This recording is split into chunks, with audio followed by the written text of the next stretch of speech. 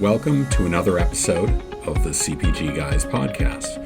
Our co-hosts, Sri Rajagopalan and Peter V.S. Bond, explore how brands and retailers engage with consumers online, in-store, and everywhere in between.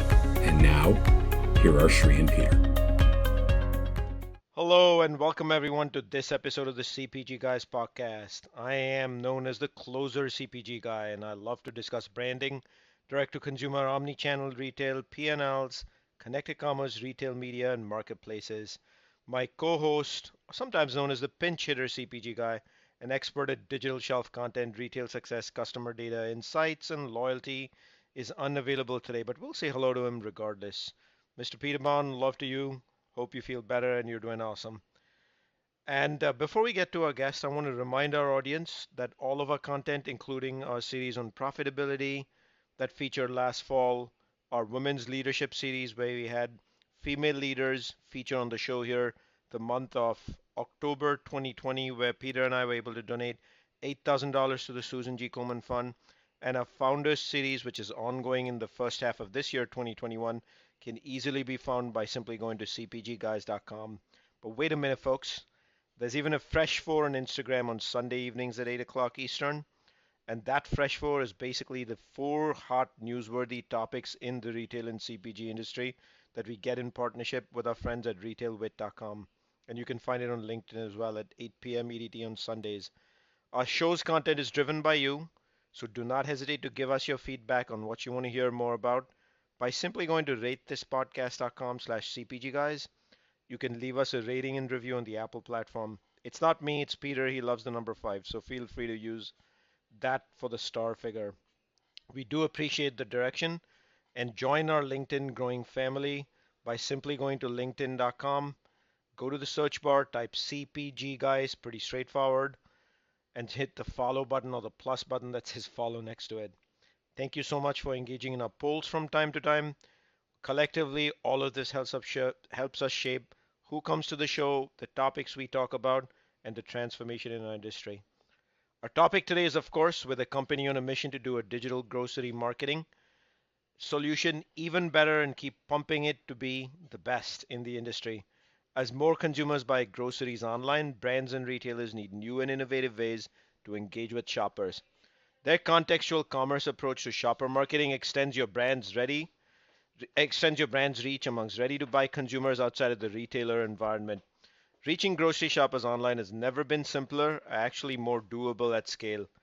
Chicory's network spans over 1,500 recipe websites. I want to repeat that, a whopping 1,500 recipe websites, 5.4 million recipes, and reaches 100 million plus shoppers a month.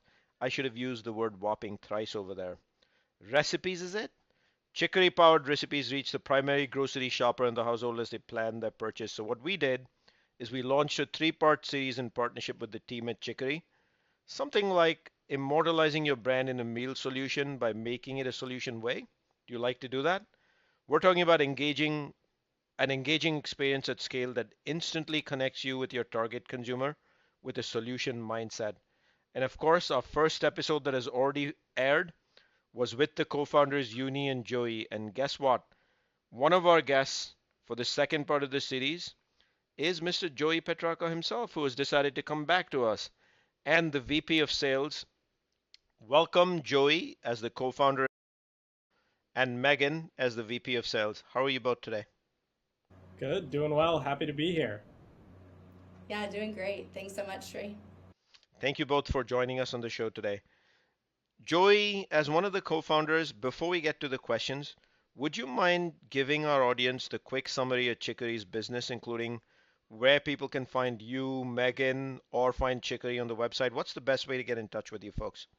Yeah, so Chicory is a shopper marketing platform for CPGs and grocery brands that connects them to consumers across a network of about 1,500 different recipe websites, as well as over 40 plus retailers.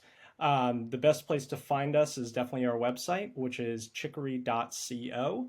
You can find a lot of our content there and more about our different solutions and offerings. So I want to remind our audience that chicory.co, not chicory.com. Again, chicory.co. Thank you for that, Joey. Both Peter and I stay quite intrigued by your business and are looking forward to digging in a little deeper in episode 2 with you today.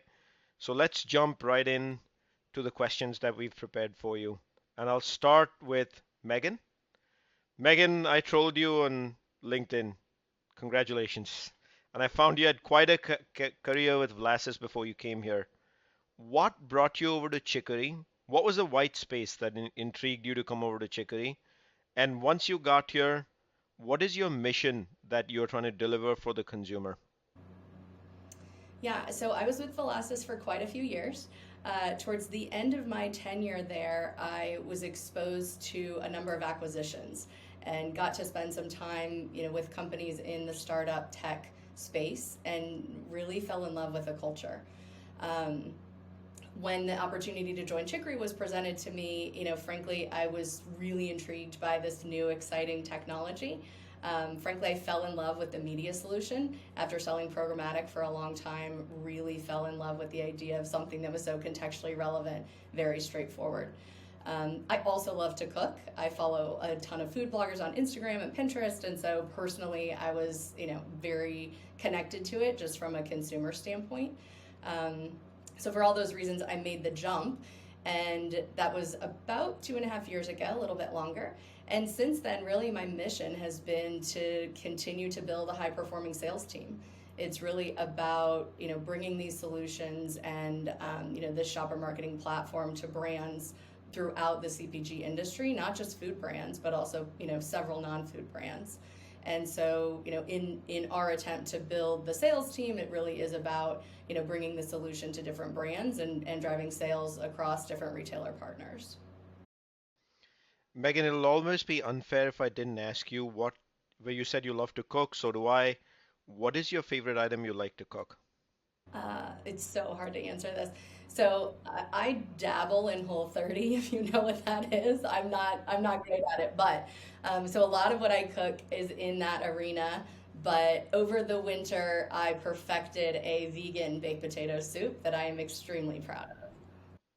How awesome. So we'll share recipes after we wrap up this recording. But you do know, Meghan, that Joey has an open invite out for you and me to cross the Edcock Bridge and head over to meet him. And he is an awesome cook too. So we'll come back to you in a second for what item it is, Joey. But first, I want to jump right into the shopper's decision mindset.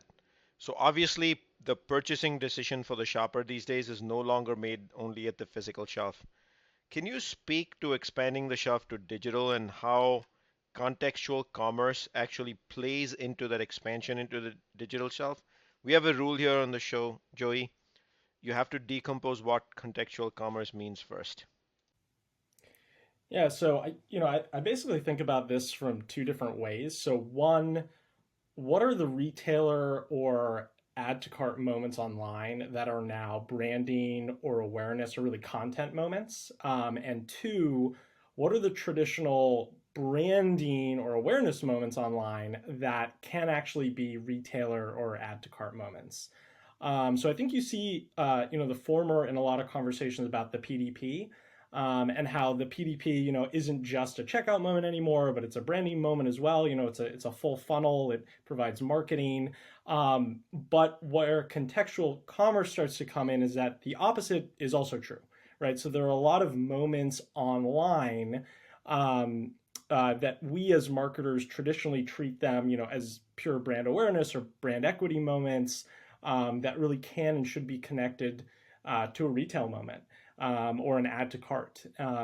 And the reason why is consumers are already doing that. They're just not using sophisticated tools or widgets to make it easy.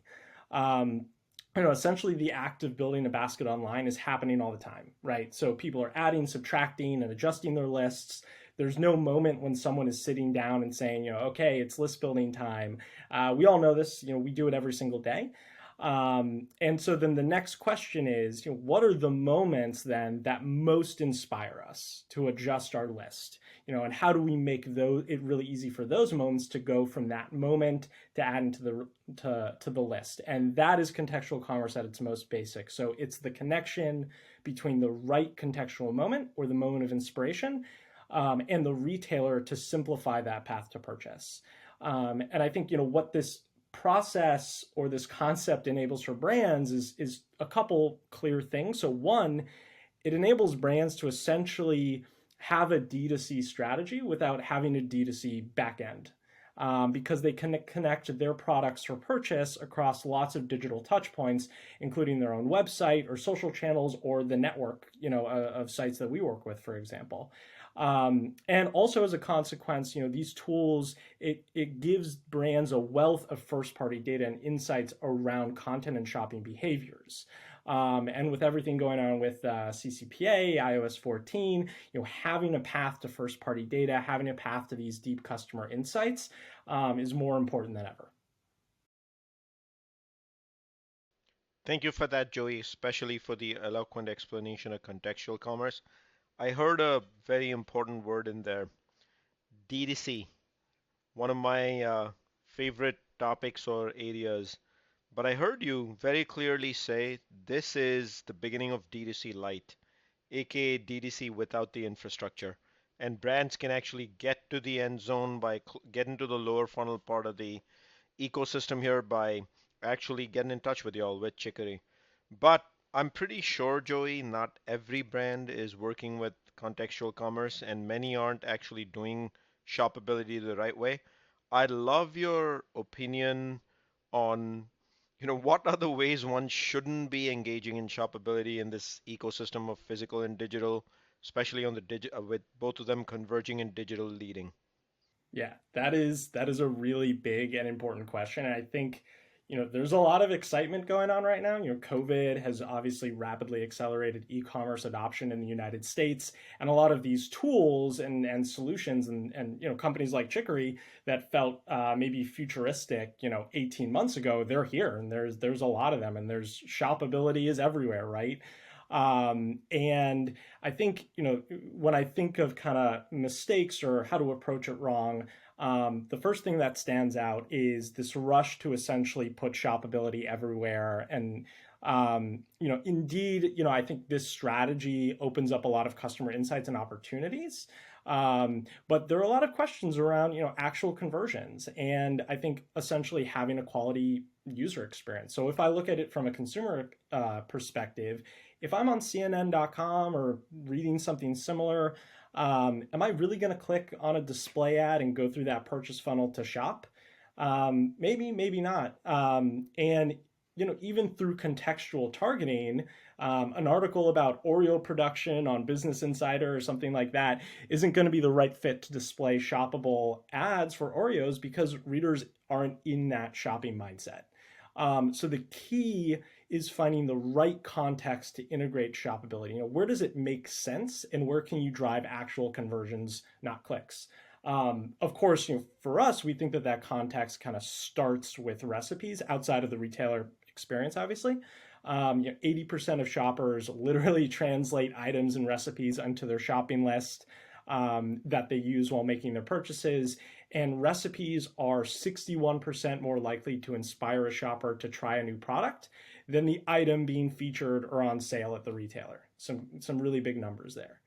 I think the second thing, and this we see happening a lot, is having a strategy just around promoting a single product.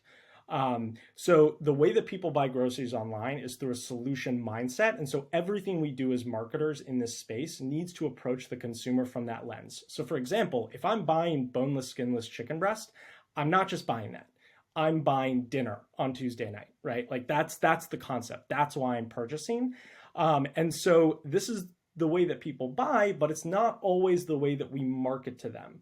A lot of what we see in this space is people promoting single SKUs, in a context that doesn't make sense. And so shoppability needs to be connected to full basket solutions and help consumers develop their cart in a holistic way. One of my favorite examples of this is we do a seasonal program with a beer manufacturer and help them reach consumers that are interested in different kinds of parties and events through our recipe content. And we provide consumers with an integrated shoppable solution across all that content, not just, click here's the beer, but click here's the beer and the snacks, here's the beer and the party, here's the beer and easy to make appetizer. So you need to align, top to bottom, soup to nuts of what is the content, what is the context, what is that moment, and what solution can you actually provide, not just, buy this product. So it's a little bit more sophisticated.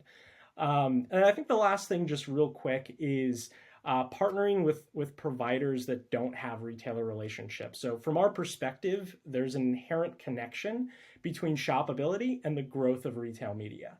And ultimately, they need to work together to be successful and to become measurable. And so retailer relationships are key.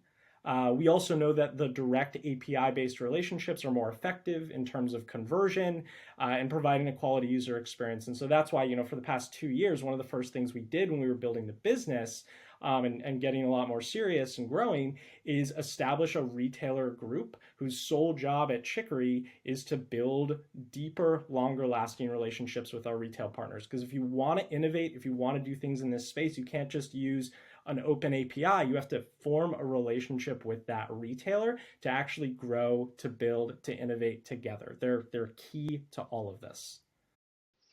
Now, Joey, I know that in episode 1 I had asked you this question, but I'd love for you to remind our audience, when we talk of retail partnership, like who are some of the retailers that y'all have partnerships with? Yeah, so retailers that are on the Chicory network include Amazon, Walmart, Instacart, Kroger, Target, Ahold banners. We actually work with over 40 different retailers. The nature of those relationships range, but it's a big and growing list. Thank you for that, Joey. One other thing I wanted to point out is, as you were mentioning the CNN.com example, I actually have shopped a lot of things that way on the site banner ads. It shows up, but they were all impulse. Rarely would I ever do a planned purchase that way.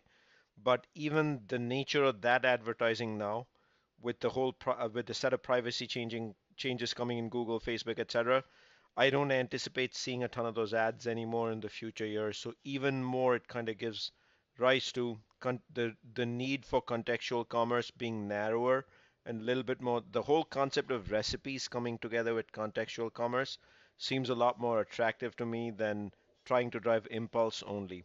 Yeah, I mean, there's a lot of open questions around behavioral data, especially second and third party data sets, and what's going to happen. How could I even get that ad that I'm getting today on CNN? That's huge questions around that. And then, yeah, I think the impulse purchase is a good point. I think we're all trying to replicate the store online, right? That's what we're all trying to do. And there are all these different moments. How do you replicate the end cap? How do you replicate the impulse purchase? And I think, every solution kind of has a different digital correlation. And it's all part of a holistic strategy, I think. So, Megan, you're the captain of business development for Chicory and also the face of Chicory to brands when it comes to discussions on partnerships. So, I'd love to ask you the next couple questions. And the first of those two is, let's dive into, Joey talked a lot about how not to do shoppability. What's the wrong way of doing contextual commerce? That's why we discussed the CNN example. But Megan, is there a right way, and what would that be? Yeah, absolutely. And Joey touched on this a little bit, but it's really about understanding, the perspective of the consumer and the moments in which they buy. So, I agree with you, right? I've bought plenty of things in off of CNN, right? Typically a pair of shoes, right? A great remarketing ad will get me every time. But the reality is we buy groceries very differently. And so understanding and putting ourselves in that consumer mindset, I would say is key. And when we have these conversations with brands, it's all about the consumer experience. Is the consumer really going to buy a single serve yogurt, right, one at a time? Probably not. That's not a realistic consumer journey. And so that's really the lens that we try to look at, it through all of our solutions and consult brands on. We do this, across our portfolio. We have different solutions that all approach this kind of similarly using that consumer lens. Primarily through our media solutions, we use that network that we've referenced, right, of 1,500 recipe sites. Thinking about it from the consumer standpoint, the value in that decentralized network is that consumers access recipe content a number of different ways. I mentioned when we started, I'm follow bloggers on Instagram and Pinterest. You might Google recipes or Google vegan potato soup and click on the first recipe that comes up. Other people look at YouTube, right? Or Tasty or Taste Me. There's recipe content everywhere. And the idea is that through this decentralized network, our media solutions really are available to reach consumers kind of wherever and however they're accessing recipe content. And so bringing that level of shoppability into the recipe, but again, also thinking about how consumers are accessing the content, and really thinking about, who they're identifying with in terms of the developer or the content provider on the recipe. I also mentioned we do a lot of this for non-food, and so I think, in the CPG world, food recipes is a natural alignment. We get pretty creative with targeting when it comes to, non-food items that are also sold at grocery retailers. And if you think about the consumer mindset, potentially for dish soap, I'm going to target recipes that are, casserole dishes and crock pot recipes, things that are ooey gooey and sticky where I know I'm going to have to soak that dish. So thinking about the consumer making that for dinner, it's not just, will my family like it? Is it easy? Can I do it? It's also like, what's the cleanup like? And so leveraging those moments, we do, similarly with air freshener or fabric cleaner, it's garlic, it's fish, right? It's stinky recipes. And so it's not just as natural as I'm an ingredient, I'm going to, advertise in recipes. There are lots of creative ways kind of digging into that consumer mindset, knowing that they're making the shopping list, knowing that they're making decisions, and how we can leverage that and, again, bring commerce to that environment. I would say on the other side of our portfolio, we offer shoppable links. We offer, the ability for brands to buy shoppability and apply it in a number of different places. We're still consistently counseling them on that idea of consumer experience, right? And, do you really want someone to convert on a 6-pack of beer? Maybe. But wouldn't it be better, right, if it comes with ping pong balls and Solo cups and a bag of chips? And it's really about that experience. That's what we want the brands to think about when they're thinking about contextual commerce. Meghan, thank you so much for telling us how to do contextual commerce the right way. But the way you described it, one of the things that I was thinking about, Meghan, is you just talked about how important it is to be part of that digital cart or the digital shopping bag, or the cart is the best description we can probably give it. And for a brand to be able to get to the lower funnel and be part of that digital cart is a big deal. Can you describe for us what is the value of getting into the digital cart for a brand and how Chicory actually enables that? Absolutely. This question comes up a lot. I think there's, inherently we all make the assumption that getting into the cart drives conversions or drives sales. However, there's little to no data that exists to support this idea. And so the logic is there, but there's not a lot of data that gives us proof points to support it. So we actually set out to solve for this and find the answer. We did this a number of times throughout the pandemic when we were faced with questions that we couldn't find answers to and nobody was doing the research.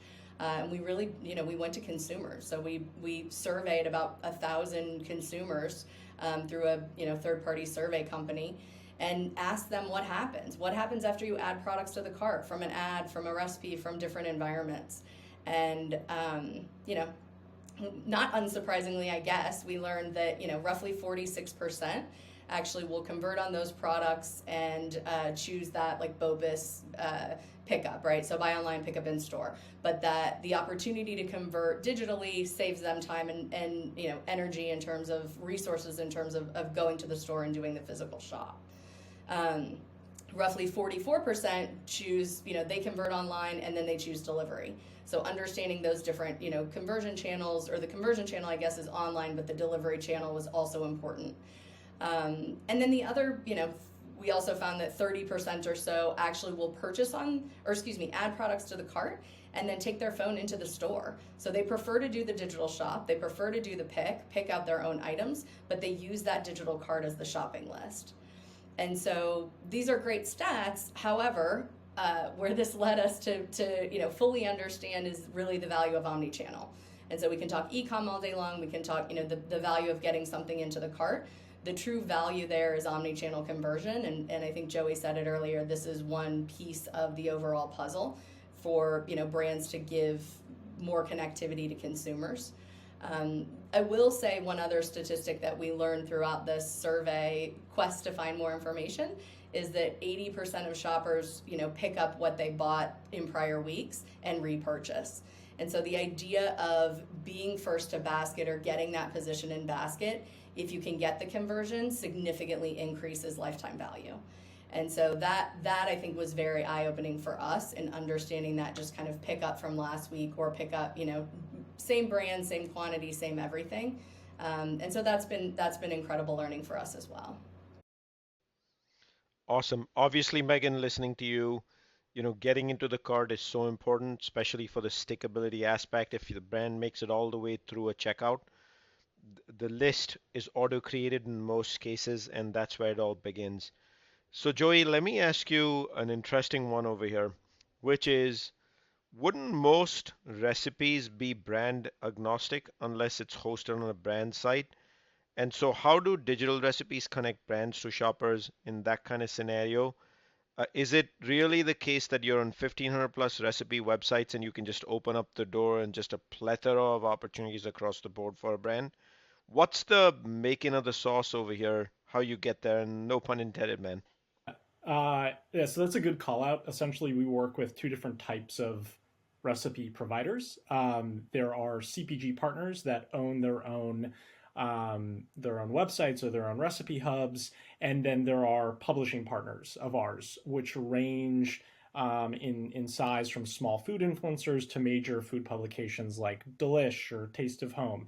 And so the tools that we have for these different types of partners are actually pretty different, right? So on the brand side, of course, pretty much everything that we do is around ensuring that the brand's products get into the cart, right? If something is calling for a specific product, we want to, the value prop of Chicory is that we can translate that, into a Walmart basket or into a Target basket or whatever, the consumer chooses.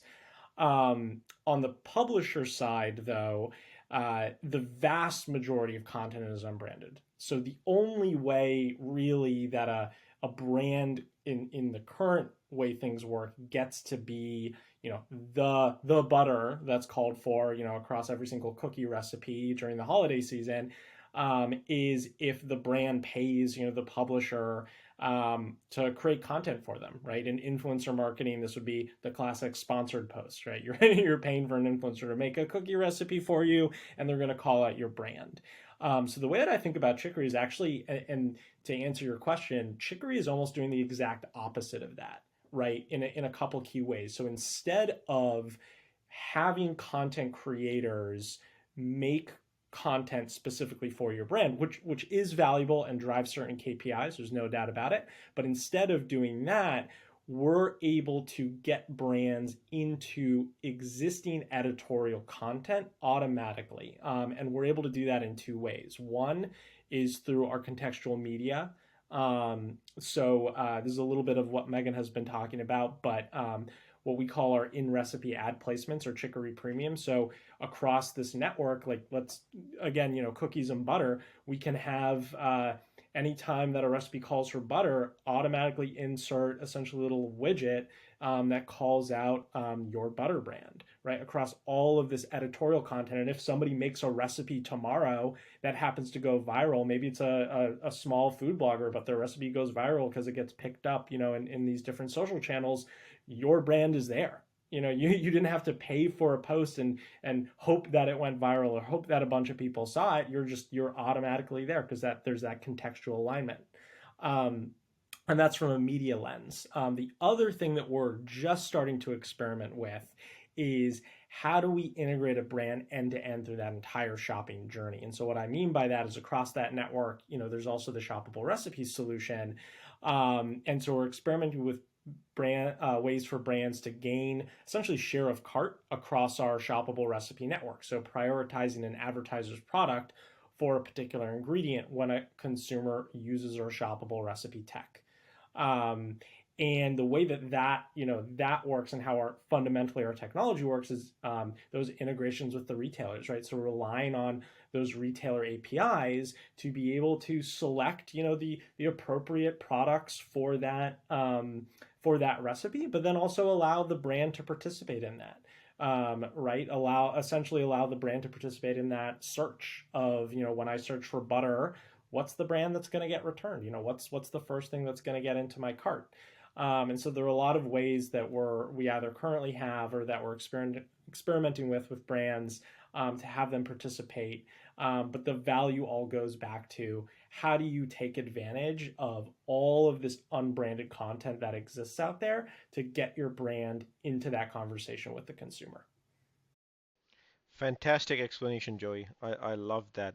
Whole bunch of words in there that you actually highlighted for our audience just across the board. And if you were paying close attention, especially if you're from a brand, the most important piece of this was the word editorial that Joey used, how you can be part of that, and that you don't have to walk away and do a separate paid influencer post on another social media platform, and leverage these editorials to actually be meaningful and enter the lower funnel of marketing.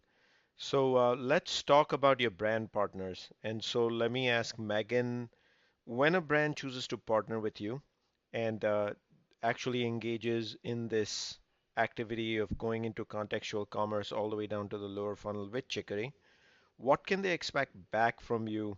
Tell us about, a couple, one or two success stories of what's a brand that this has worked for, and then what are some additional services they can expect from you while partnering.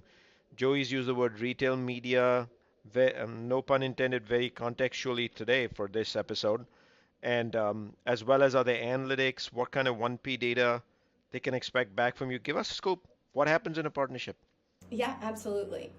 So I'll focus on the media solutions. That's probably the easiest to talk through. Um, so, typical media metrics, right? Digital media, impressions, clicks, click-through rate, understanding that initial engagement rate. I will say, and Joey talked a little bit about our in-recipe ad units, we typically see, 3 times initial engagement rate or click rate than you would normally see on a programmatic ad. And we really attribute that to the contextual relevancy.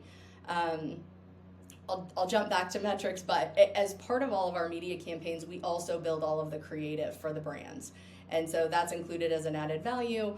A lot of that, the ads have a very native look and feel, and that contributes nicely to that initial engagement rate. And so as part of that service, because we know what works, we include creative in all of those campaigns. In addition to the media metrics, if we're incorporating shoppability into a campaign, you'll also see add to cart metrics. And so that's typically as far down the funnel as we can see, is that confirmation, and we get that confirmation or ping back from the retailer API confirming which product went into the cart specifically. And again, whether that's multiples of the same item or a bundle of products, we have visibility into everything that got added to the cart. And then to take that a step further, depending on the retailer that we're working with, we typically will employ a third-party measurement partner. So these are the typical players, IRI, it's RSI, ANSA, Pathformance. We even use Placed if we're looking to drive foot traffic.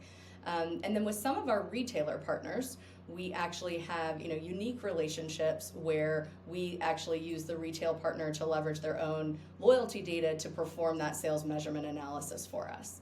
And so we do that specifically, in the case of 8451, we're working on a few other retailer partnerships where that team is actually using their own data to validate, compared to our exposure data, true conversions that are happening both online and offline at the Kroger banners. So there's data, there's media in the partnership, there's the ability to engage with a plethora of retailers, there's the ability to engage with a plethora of websites, editorials. Wow, that's a lot. So Joey, I know I asked you the question earlier, who are your retail partners, but I'd love to learn, more importantly, how do new ones come into the network? And when they come into the network through the API, are you enabling the one click for all ingredients pretty much right away with every retailer? Yeah. So, as we kind of talked about before, Chicory works with over 40 different retailers, and essentially the nature of those relationships can vary. So what we like to say is that our basic relationship with the retailer is essentially one that is listed across our different shoppable solutions, including the shoppable recipe network, right? So if you're a retailer, you sign up with Chicory, you're now going to appear as an option across these 1,500 sites, reaching 100 million plus users every single month. Um, However, we view these relationships kind of on a spectrum. So, for example, our relationship with Kroger's 8451 enables us to receive KPM measurement and analytics for our clients' campaigns across the Chicory network. Whereas, we might have a more basic relationship that is just that add to cart capability. And really, we need just an API level connection with that retailer. What's super interesting in this space is that a lot of retailers even have public-facing APIs, kind of as I mentioned previously. So we definitely interface with those partners, but we also have access and do custom development work with partners that they don't have APIs at all, or we help them build APIs. And so, that's part of having that deeper relationship with a retailer. In terms of why they work with Chicory, I think at a really high level, it's because we're creating a funnel that is turning, um, these digital content moments into retailer specific traffic in a really turnkey way, right? Like once a retailer works with us, we turn them on the network and boom, we start sending them traffic because this technology isn't just driven by brand campaigns, it's on editorial content, it's on thousands of recipe websites. Consumers are interacting with it every single day. So first and foremost, it's a user acquisition tool, both for online, but then in store, kind of that digital store to conversion. And with a lot of our retailers, we see that they're looking at that data as well, and we're able to kind of study these things together. So kind of the basic user experience of how this works is if somebody finds a recipe on one of the recipe websites that we work with, they click the Chicory's Get Ingredients button, which is normally right below the ingredient list.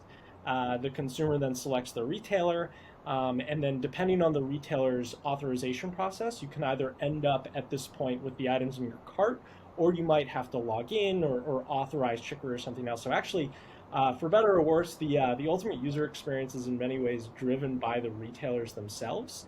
And so again, that importance of forming that direct retailer partnership and relationship. If a retailer has open-facing APIs, they might not actually be the consumer experience that you want for something like this.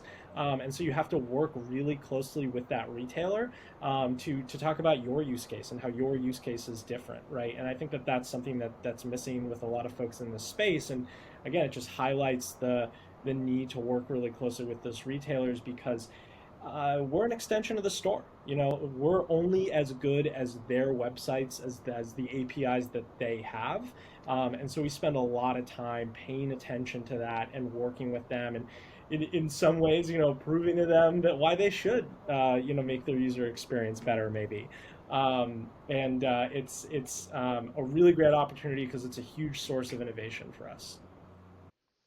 Wow, what an episode. We talked about 1,500 plus recipe websites, 5.4 million plus recipes as a result of those 1,500 plus recipe website reach. We talked about editorials, we talked about retail media, contextual commerce, even used the word API multiple times. How about that?